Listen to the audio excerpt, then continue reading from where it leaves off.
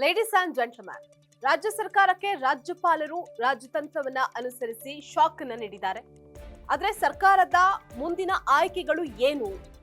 ಇಂತಹ ಸಂದರ್ಭಗಳು ಎದುರಾದಾಗ ಸರ್ಕಾರಗಳು ಏನ್ ಮಾಡೋದಕ್ಕೆ ಅವಕಾಶ ಇರುತ್ತೆ? ಸರ್ಕಾರದ ನಿರ್ಧಾರಗಳು ಏನು ಅಂತ ನೋಡ್ತಾ ಹೋಗೋಣ. ವೀಕ್ಷಕರೇ, ನೆಲ ಜಲ ಭಾಷೆಗಾಗಿ ಪ್ರಾಮಾಣಿಕ ಪತ್ರಿಕೋದ್ಯಮ, ನೀವು ನೋಡ್ತಾ ಇದ್ದೀರಾ ಫೋಕಸ್ ಟಿವಿ. ನಾನು ವಿಸ್ಮಿತಾ.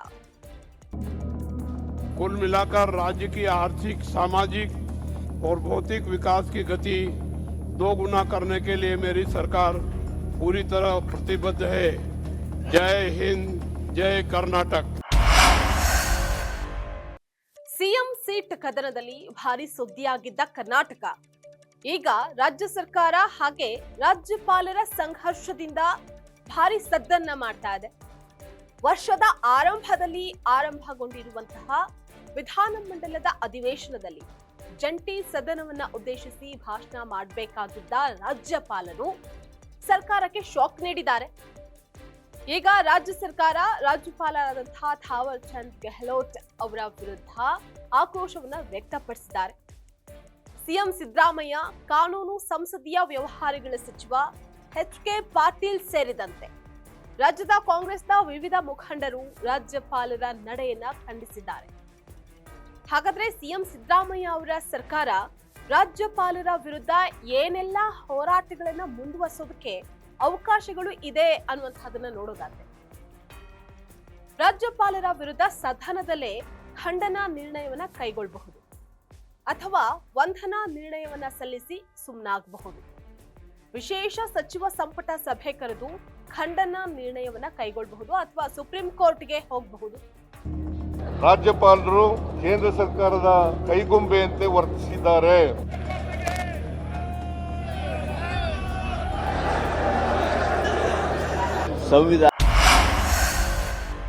ಆದ್ರೆ ಇಲ್ಲಿ ಗಮನಾರ್ಹ ಏನಪ್ಪಾ ಅಂತ ಅಂದ್ರೆ, ಈ ಘಟನೆ ಸಿಎಂ ಸಿದ್ದರಾಮಯ್ಯ ಅವರಿಗೆ ಧರ್ಮ ಸಂಕಟವನ್ನ ತಂದೊಡ್ಡಿದೆ.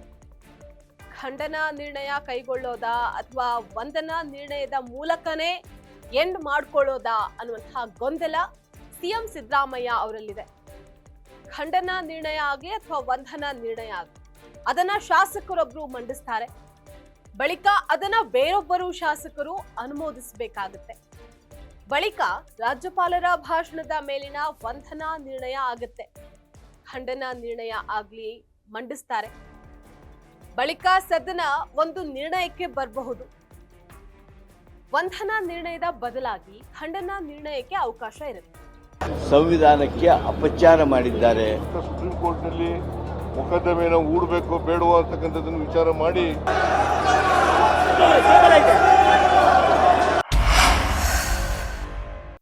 ಕಾನೂನಾತ್ಮಕವಾಗಿ ಖಂಡನಾ ನಿರ್ಣಯ ಮಂಡಿಸಿದ್ದೇ ಆದಲ್ಲಿ ಮತಕ್ಕೆ ಹಾಕುವಂತಹ ಸಾಧ್ಯತೆಗಳಿದೆ.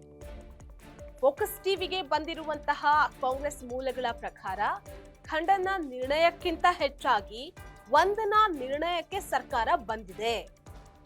ಜೊತೆಗೆ ಸದನ ಸಲಹಾ ಸಮಿತಿ ಸಭೆಯಲ್ಲಿ ಚರ್ಚೆ ಮಾಡಿ ನಿರ್ಧಾರವನ್ನ ಕೈಗೊಳ್ಳಬಹುದು. ಅದಲ್ಲದೆ ಸಚಿವ ಸಂಪುಟ ಸಭೆಯಲ್ಲಿ ನಿರ್ಧಾರವನ್ನ ಕೈಗೊಳ್ಳೋದಕ್ಕೆ ಅವಕಾಶ ಕೂಡ ಇರುತ್ತೆ. ಅಲ್ಲದೆ ಸುಪ್ರೀಂ ಕೋರ್ಟ್ಗೆ ಕೂಡ ಇಲ್ಲಿ ಹೋಗಬಹುದಾಗಿರುತ್ತೆ. ಆದ್ರೆ ರಾಜ್ಯಪಾಲರ ವಿರುದ್ಧ ಸುಪ್ರೀಂ ಕೋರ್ಟ್ಗೆ ಹೋಗುವಂತಹದ್ರ ಬಗ್ಗೆ ಸ್ವತಃ ಸಿಎಂ ಸಿದ್ದರಾಮಯ್ಯ ಅವರಿಗೆ ಇಲ್ಲಿ ಸ್ಪಷ್ಟತೆ ಇಲ್ಲ. ಒಟ್ನಲ್ಲಿ ತಮಿಳುನಾಡು, ಕೇರಳ ಬೆನ್ನಲ್ಲೇ ರಾಜ್ಯದಲ್ಲೂ ಕೂಡ ರಾಜ್ಯಪಾಲ ಹಾಗೆ ರಾಜ್ಯ ಸರ್ಕಾರದ ಸಂಘರ್ಷ ಕಾವೇರಿದೆ. ರಾಜ್ಯಪಾಲರು ಅನುಸರಿಸಿದಂತಹ ರಾಜತಂತ್ರಕ್ಕೆ ಸಿಎಂ ಸಿದ್ದರಾಮಯ್ಯ ಅವರು ನಿಜವಾಗ್ಲೂ ಸೆಟ್ ಹೊಡಿತಾರಾ ಅಥವಾ ಅದಕ್ಕೆ ಕಾನೂನಲ್ಲಿ ಅವಕಾಶಗಳು ಇದೆಯಾ? ಹಾಗೊಮ್ಮೆ ಕಾನೂನು ಹೋರಾಟಕ್ಕೆ ಮುಂದಾದ್ರೂ ಕೂಡ ಸರ್ಕಾರಕ್ಕೆ ಮುನ್ನಡೆ ಸಿಗುತ್ತಾ ಅನ್ನುವಂತಹದ್ದೇ ಸದ್ಯದ ಪ್ರಶ್ನೆ. ಇದಾಗಿತ್ತು ಇವತ್ತಿನ ಫೋಕಸ್ ಸ್ಪೆಷಲ್ ಸ್ಟೋರಿ. ನೆಲ ಜಲ ಭಾಷೆಗಾಗಿ ನೋಡ್ತಾ ಇರಿ ಫೋಕಸ್.